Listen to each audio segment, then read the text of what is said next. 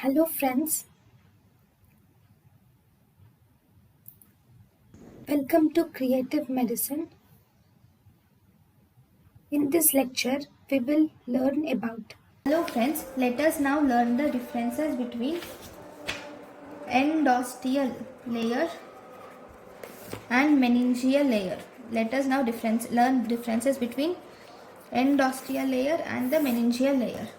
So if you see endosteal layer, it is actually a periosteum of the skull. Endosteal layer is periosteum of skull bones. Endosteal layer has fibroblasts and it has osteoblasts. It has fibroblasts and osteoblasts, and endosteal layer is not continuous with dura mater of spinal cord. It is not continuous with dura mater of spinal cord. Meningeal layer is actually dura mater proper. Meningeal layer is dura mater proper. It has only fibroblasts. It has only fibroblasts. It has no osteoblasts, only fibroblasts. And here it is continuous with dura mater of spinal cord. Meningeal layer is continuous with the dura mater of spinal cord.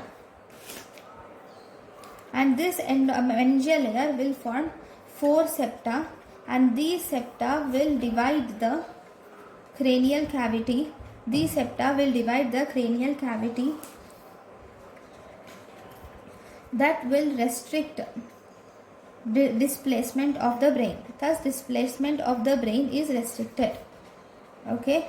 So, what does this meningeal layer? So, what are the 4 septa which are formed here?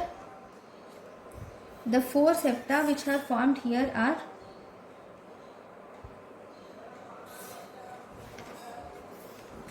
falx cerebri, tentorum, falx cerebri separating the 2 cerebral hemispheres, tentorum cerebelli separating the cerebrum and cerebellum, and we have falx cerebelli which is separating the 2 cerebellar hemispheres, and diaphragma sella. Okay, so these are the important points about endosteal layer and meningeal layer. Then one more important thing is one liner. Okay, if you see, usually the venous sinuses are bounded by both endosteal layer and also meningeal layer. Venous sinuses are bounded by both endosteal layer and meningeal layer. But if you see the midline sinuses,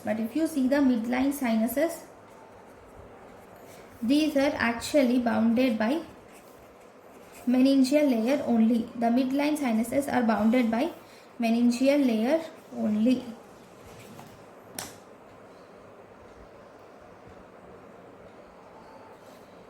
Thank you for watching.